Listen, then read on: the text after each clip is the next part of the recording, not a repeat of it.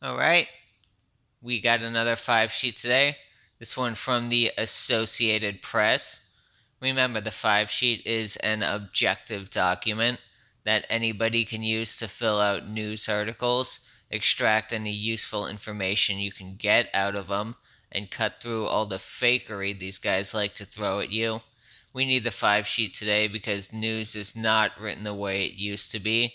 If you want information about current events in the world, unfortunately, you cannot just read what these guys give to you anymore and trust it to be true. You have to examine exactly what methods, what sources they're using, figure out what's actually going on behind the scenes. So, this is a good little cheat sheet to cut through all that BS and get you your answers quickly. Alright, let's get started. The headline, as they write it: Vaccine rollout hits snag as health workers balk at shots. What is that? I put that was a fact. Uh, Maybe there's a tiny bit of editorialization. Using that word balk is a little bit loaded. Hit snag, maybe, but whatever. That is a pretty straightforward, that is a pretty dry description of a factual occurrence. So I just said that was a straight fact. Alright, how did I paraphrase that? Healthcare workers' refusal to take vaccines complicates rollout. Okay, what's the bias of the Associated Press? I put none. I think you could say there's something of a leftward bias there. But compared to most of the stuff we're dealing with today, reading these CNN, New York Times articles, it's pretty down the center comparatively. Again, this is just based on my own impressions. If you were to fill out your own 5 sheet for an Associated Press article, feel free to put whatever you think is appropriate right there. All right, this thesis is our next segment, and it comes in this first paragraph. It's that second sentence. Surprising numbers of healthcare workers who have seen firsthand the death and misery inflicted by COVID 19 are refusing shots. Is that a fact? I believe it is. That's another straightforward one. There's, surprising is a bit of an editorial adjective. Uh, Describing the death and misery inflicted, the fact that they just added that in there. A more dry way to write this would have been healthcare workers, or, like significant numbers or large numbers of healthcare workers, of frontline healthcare workers, are refusing COVID 19 shots. So there is a little bit of color in there that was arguably unnecessary, but not all that much. I think it still qualifies as a fact. All right, I paraphrased it. Unexpectedly high numbers of healthcare workers are refusing COVID vaccines. All right, what evidence do they have supporting that? It did seem to be fairly well supported. They had this quote right here. Some places are seeing as much as 80% of the staff holding back.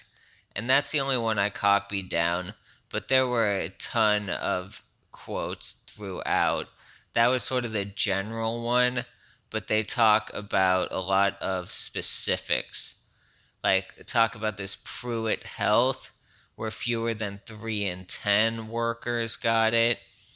Uh, this place in Manteno, Illinois, where 18% had it. So they have a lot of stats throughout. But this is sort of the general one.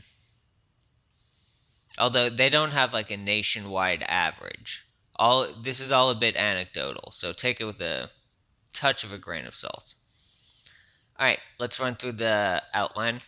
Start out with that thesis paragraph, then a quick description of the people refusing the vaccine, including this doctor who says he doesn't want to be a guinea pig, wants to see the data. After he analyzes the data, he'll consider the vaccine. Then they talk about the incentives people are using to try to get this vaccine out there, including free breakfast at Waffle House, getting a raffle for a car. Then they talk about these acceptance rates across the country. So, you know, all throughout the South is where that one is. Florida to Washington, Illinois, Alabama. And now we get into number 5 here.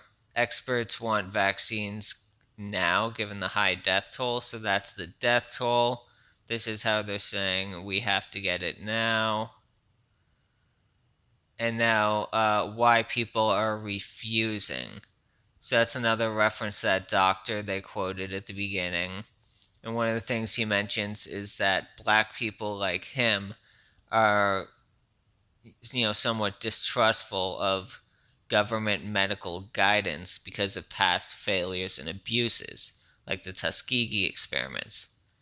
Whereas is this a nurse?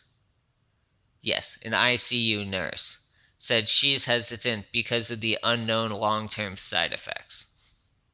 So they talk about why a couple different people are refusing. And then the final section is all the different measures the states are using to push vaccines. Where some of them are talking about giving cash to these healthcare homes to pay for gift cards, etc. Some places are just spacing it out, so, like giving the vaccine in tranches so not everyone's sidelines at once. And some places are using more threatening tactics where it seemed odd to me that they said, like, turn up the pressure on these healthcare workers. And then they said, by turn up the pressure, we mean, like, you'll have to move to the back of the line if you don't get the vaccine now. And it's like, well, okay, if they don't want the vaccine, they don't get the vaccine. That's one thing. But it felt a little ominous that they're using that language, turn up the pressure on these people who aren't willing to get the vaccine. Hopefully that's not leading to something else. All right, so let's get into the name deception tactics here. The main one, overall, this was a pretty straightforward article, but the straw man feigning ignorance was the one that kept jumping out at us. So there's this example here where that one worker, that ICU nurse we talked about, she wouldn't take it, quote, because of the unknown long-term side effects. And then the writers of this article have a rebuttal for that. There have been no signs of widespread severe side effects from the vaccines, and scientists say the drugs have been rigorously tested on tens of thousands and vetted by independent experts. However, that does not respond to that nurse's concern. Due to the compressed time frame, there have been no long-term studies on the side effects because the first shots were only given out months ago. We don't know what happens years later or even like 6 months after you get the shot, what side effects pop up. Normally, you're not allowed to start vaccinating the general public until, I think it's like a 6-month period until you've done a follow-up with your stage 3 clinical trial. I think it's 6 months, and they shorten that to 2 months. I'm not sure about those exact numbers, but they definitely shorten the period. So there are concerns there, and there is an argument on that side. Maybe it's not a valid argument, but the writers of this article just pretend that argument doesn't exist. They're feigning ignorance about that entire side of the argument.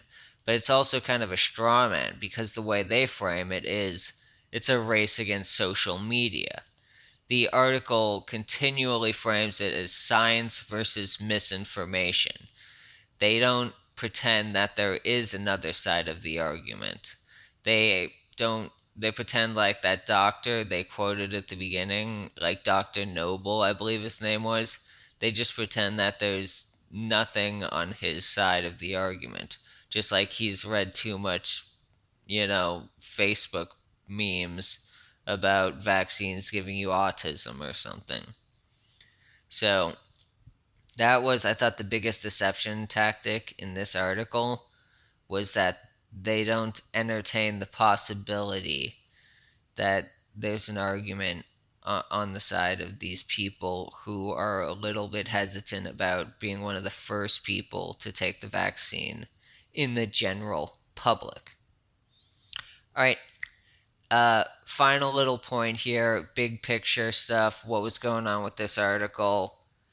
It did feel like this article was advocating for the acceptance of COVID vaccines. And maybe that's a noble position to be advocating for, but when you read the news, you generally don't want it to be advocating for one position or another. You want it to be telling you the facts about what's going on in the world. You don't want it to be trying to sell you on one side of the argument or another. And this one definitely seemed to be doing that. Overall, fairly non manipulative article, but that one bias kept coming through. So that's what I had on that one. Let me know if you think I missed some other manipulative tactics in here. And as always, feel free to run your own 5-sheet on this one, or drop a comment below with an article you'd like to see me run another example on, and we can take it from there. Alright, thanks guys.